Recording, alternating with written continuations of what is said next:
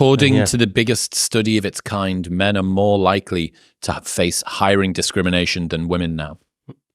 Yeah. I mean, you're really racking up the controversial claims. Like, this is, yeah. Basically, biggest study ever done into hiring bias. I think it was over 40 years, maybe 18 studies, hundreds of thousands of applicants studied. And what they do is they basically look at female and male applicants for jobs in female and male dominated industries. So for women, it's like teaching, healthcare, psychology, schooling. And for men, it's, engineering, science, physics and stuff like that. And they basically manipulate the CVs of equally qualified men and women, and they measure sort of callback rates. And they found that the bias against women in male-dominated industries has disappeared, and in some cases reversed slightly.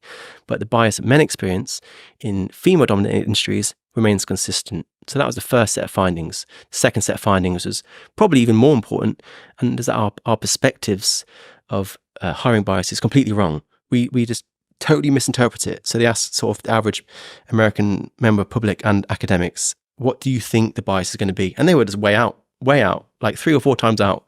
And again, we need to reset our perspective of hiring bias.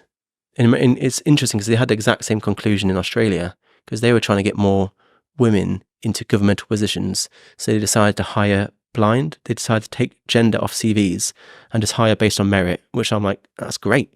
But what they found is they ended up hiring more men. So more men based on merit. And then it was such an unpopular thing that they decided to scrap it. So then they went back to putting names on CVs.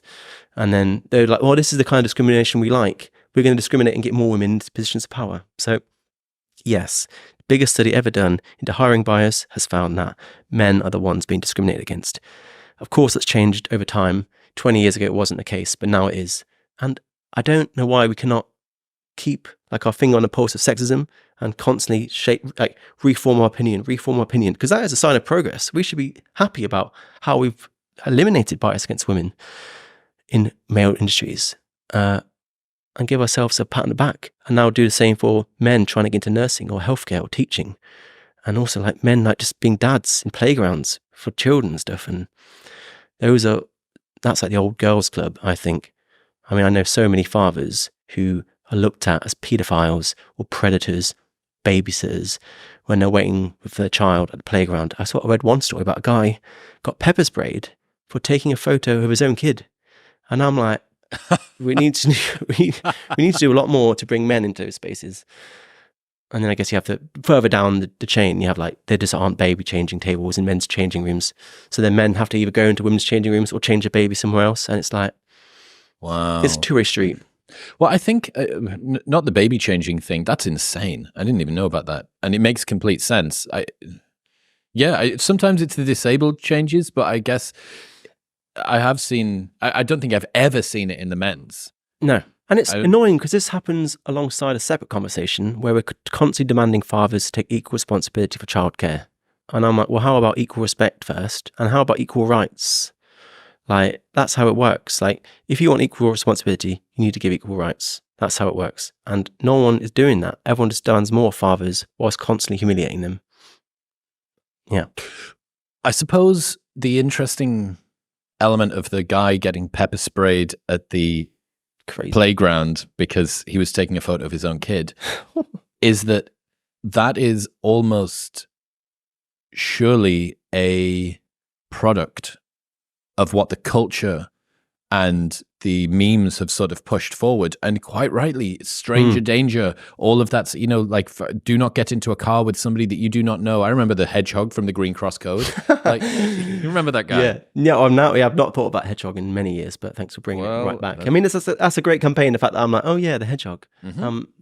I think the Americans won't know what we're talking about. Maybe they had their own. They would have had a very patriotic hedgehog if it was 20 years ago. But no one talks about women that way. Like, if anything, when women who spend more time with children, and mothers are the number one abuser of children, which is also unpopular, but albeit true, no one talks about women that same way. There's so many headlines of like teachers, female teachers that are basically raping boys. And it's like, saucy teacher has fling with 14-year-old. I'm like, she raped him. Like, stop this lucky boy phenomenon of like a boy's lucky to have sex with his teacher. I'm like, what? She's a paedophile and he's a victim of rape. And we don't have that same perspective. Whilst a man taking a photo of his own child pepper sprayed, There's another one. I saw another one. It was like a man waving at a child, and the police got involved. And the police went and found the man, investigated because they thought he was a paedophile. Turns out he was just waving the child across the road. He was like, "Yep, you can cross," and they were like, "Paedophile," and it was a whole police investigation. And it's just, it's gone too far. Like, there was part of it is being mindful of your safety, and we should all be mindful of our safety.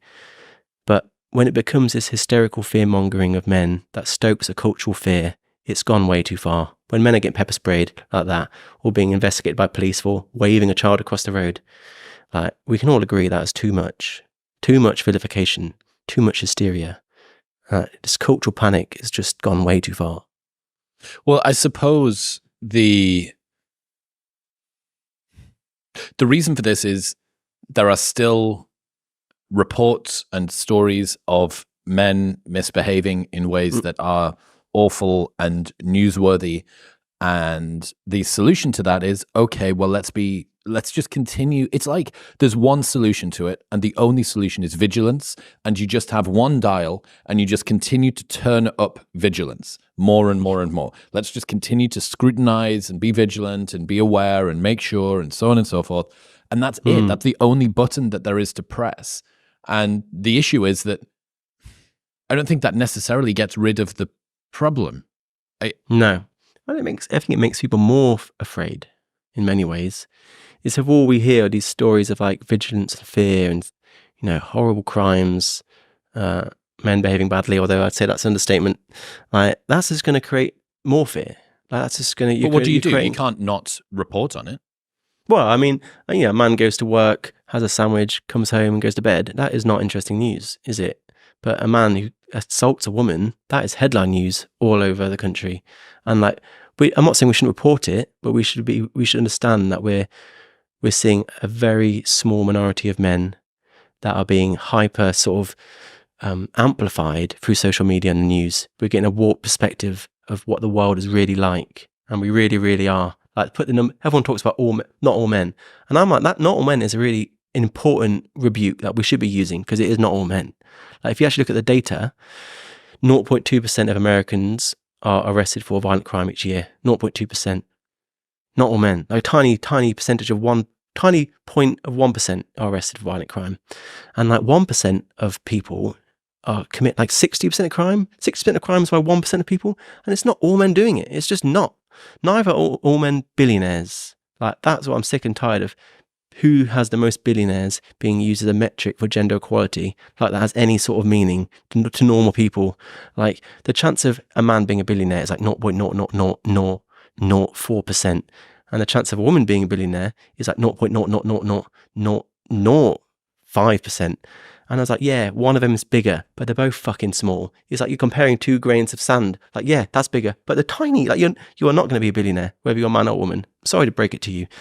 Meanwhile, measures of equality such as education, health outcomes, life expectancy, which are applicable to everybody, are not included at all. We're constantly talking about murders, billionaires, and all these things, violent crime, like just like very, very rare instances.